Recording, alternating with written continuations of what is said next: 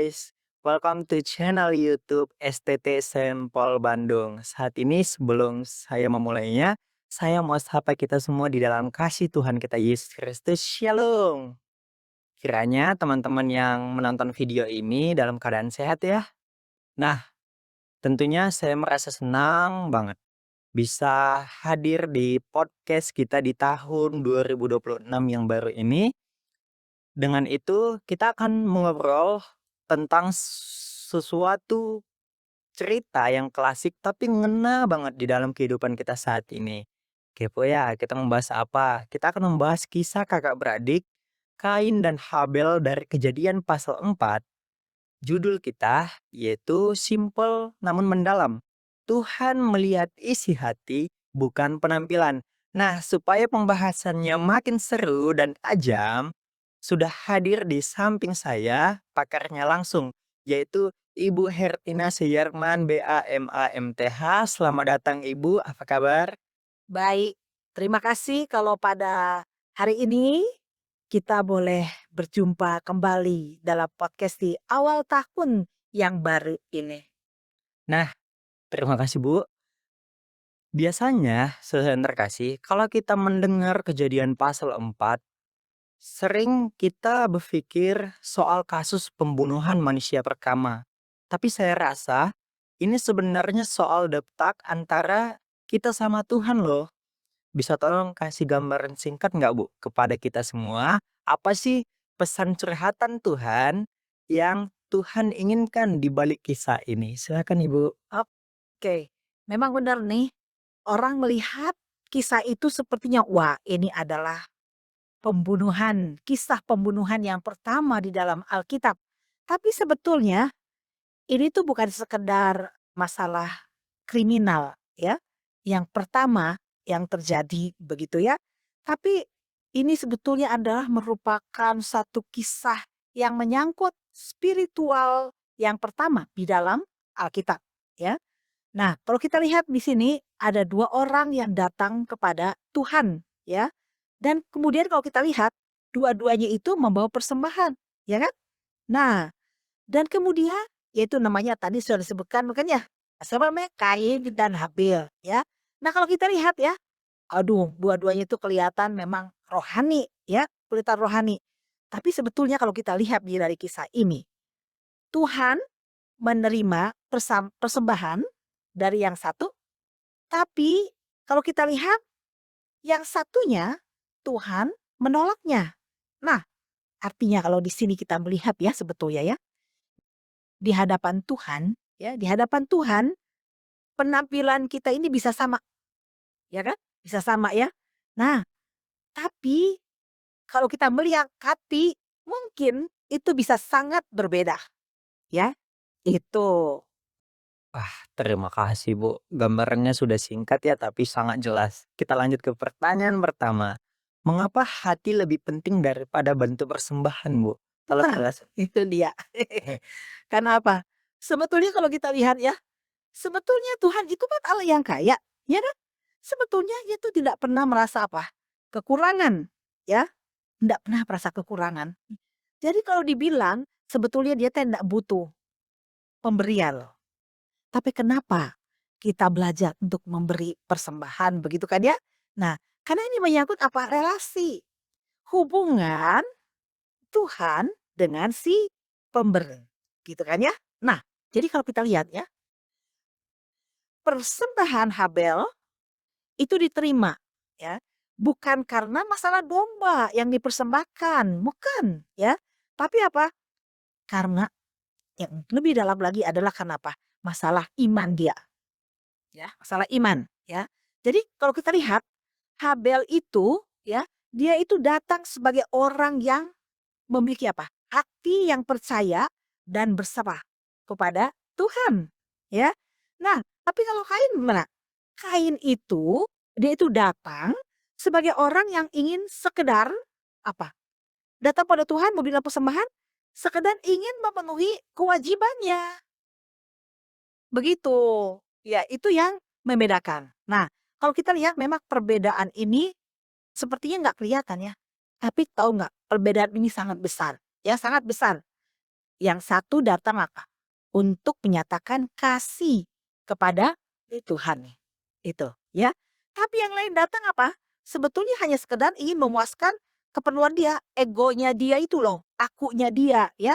Nah, jadi karena itu ketika Tuhan menolak persembahannya, nah ini kita lihat ya, terbukti kan ya.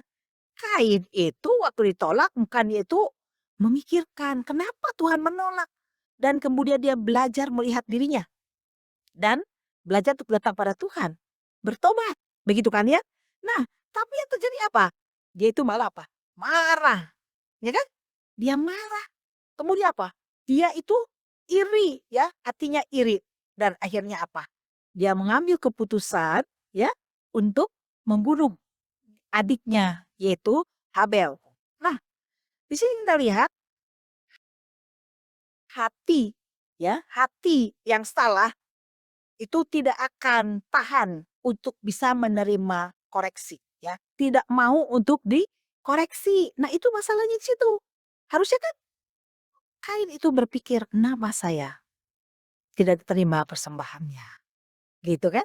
Nah, tapi malah dia marah. Ya itu, ya. Akhirnya tidak kayak kita.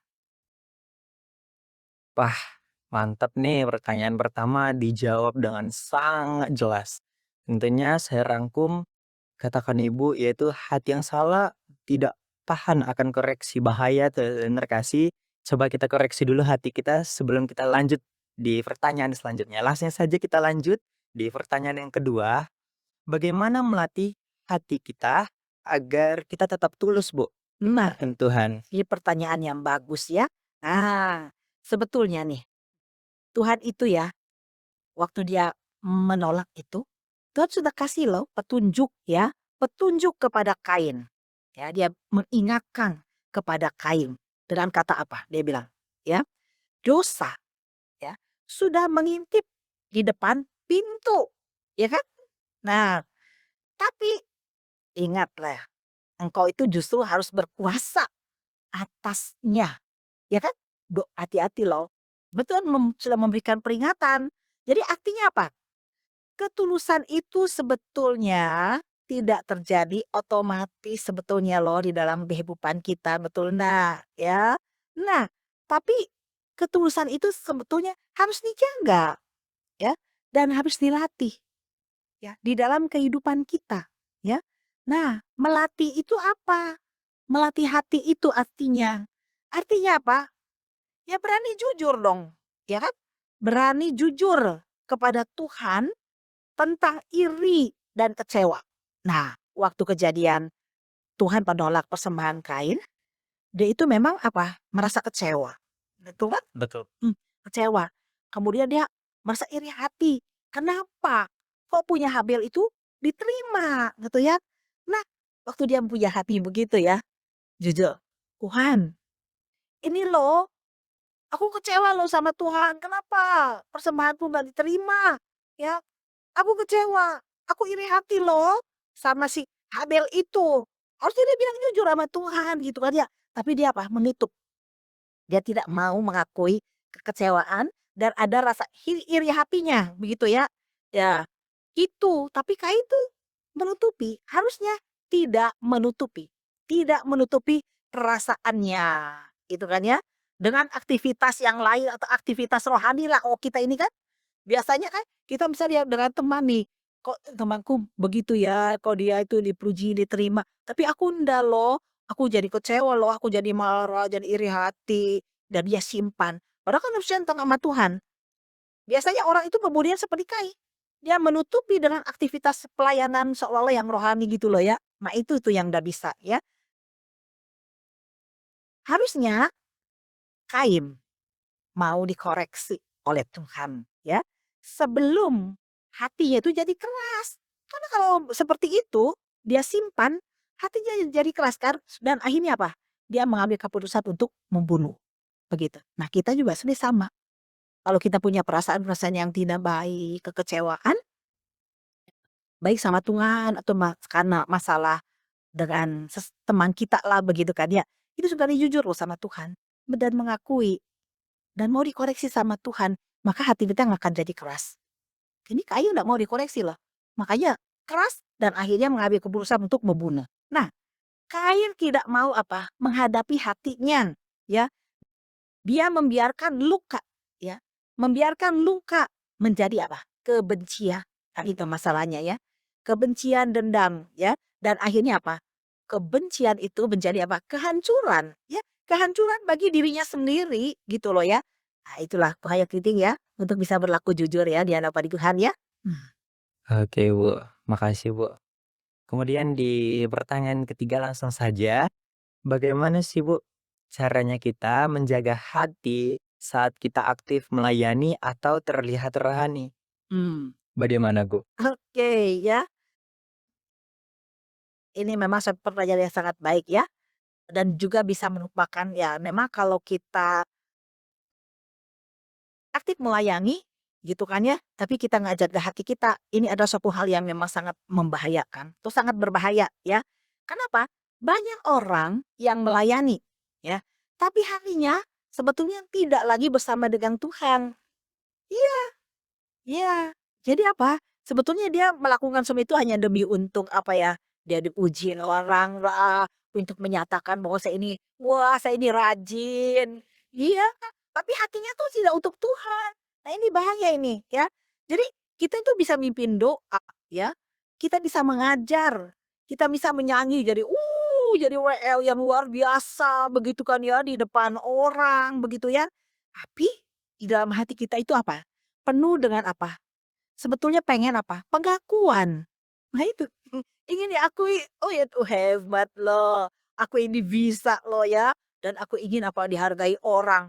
Kok Samuel ini luar biasa, Samuel ini hebat," gitu kan ya. Ini dihargai. Ya, gitu loh. Jadi apa?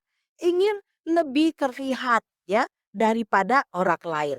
Nah, kalau punya hati seperti itu, inilah yang sebetulnya disama dengan disebut apa? Roh. Kain itu ada ya, yang dimiliki oleh Kain. Nah, gitu. Nah, jadi menjaga hati berarti apa? Terus kembali bertanya ya, untuk siapa sih aku melakukan pelayanan ini? Hitungannya untuk siapa? Untuk diriku. Aku mempersembahkan hidupku, diriku, pelayananku, apa yang aku punya untuk siapa? Tuhan. Untuk Tuhan, bagus, ya kan? Tapi kan banyak orang yang tadi tadi itu pengen diakui begitu kan ya.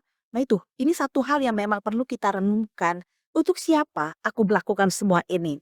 Untuk Tuhan atau untuk kepujian diriku sendiri? Nah itu.